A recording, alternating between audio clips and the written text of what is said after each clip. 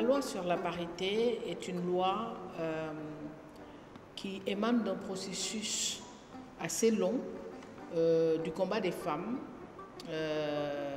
qui a duré très très longtemps, mais également ce qu'il faut peut-être savoir, c'est que cette loi votée en 2010 est une loi qui institue la parité absolue entre hommes et femmes dans toutes les institutions totalement ou partiellement électives.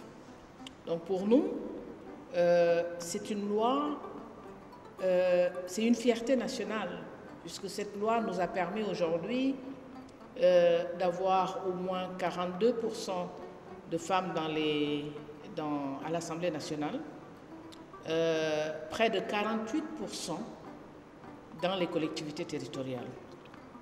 Aujourd'hui, nous sortons des élections locales et ces élections locales doivent également appliquer cette loi parce que le décret d'application prend en charge dans l'application de cette loi les conseils régionaux, municipaux et ruraux ainsi que leurs bureaux et leurs commissions. Donc c'est très très important qu'au sortir de cette campagne électorale, mais également de cette loi qui a été généralement appliquée sur les listes et les résultats que nous avons aujourd'hui,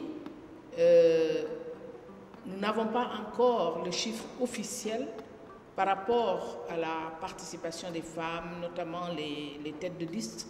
Nous avons comptabilisé 15, mais nous n'avons pas encore le chiffre officiel. Mais ce qu'il est important de noter aujourd'hui, nous sommes à la veille de l'installation des bureaux. Le maire est déjà élu. Il faudrait que les maires et les autorités administratives puissent vraiment respecter cette loi au sein des bureaux et des commissions. Parce que le maire élu est membre du bureau et il faudrait que le décompte puisse commencer par lui, c'est-à-dire que le maire, si c'est une femme, c'est un homme qui le suivra en tant que premier adjoint au maire. Si c'est un homme, c'est une dame qui suivra en tant que première adjointe au maire, ainsi de suite, pour respecter la loi sur la parité. Donc je pense que les conditions d'application de la loi sont vraiment définies, comme je le disais tout à l'heure, par décret, et il suffit aux autorités administratives et également aux hommes et aux femmes de faire attention à l'application de cette loi, parce que nous ne voulons pas retomber sur le cas de figure des élections locales de 2014, où nous avons eu beaucoup de recours, même si il y a des violations au niveau territorial que nous n'avons pas pu vraiment identifier par manque de moyens. Aujourd'hui, l'Observatoire national pour la parité a mis en place ce qu'on appelle, avec les organisations évidemment de la société civile, les organisations de femmes, ce qu'on appelle le réseau de veille et d'alerte. Et ce réseau est sur toute l'étendue du territoire national. Et ce réseau est composé d'hommes et de femmes qui ont été accompagnés, coachés et vraiment formés sur les procédures de saisine. Elles ont été formées pour également identifier les cas de violation, pour que nous puissions vraiment non seulement alerter, mais ne pas aller vers les recours. C'est vraiment notre combat d'aujourd'hui, parce que quand on parle de la loi sur la parité, il ne s'agit pas seulement de femmes, mais c'est des hommes et des femmes pour le développement de ce pays-là. Et je pense que ce que nous avons aujourd'hui, on ne l'avait pas en 2014, étant entendu que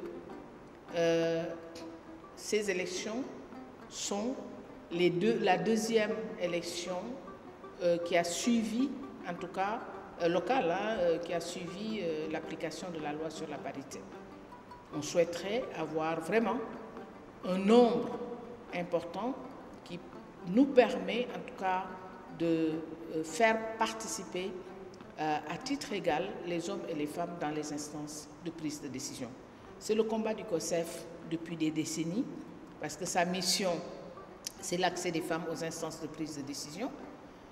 Mais le COSEF ne travaille pas seul, il travaille également avec toutes les autres organisations de femmes et les organisations de la société civile. Je rappelle que c'est une organisation qui regroupe en son sein des femmes issues de la majorité et de l'opposition, mais également des femmes issues des organisations de la société civile, des organisations syndicales, etc.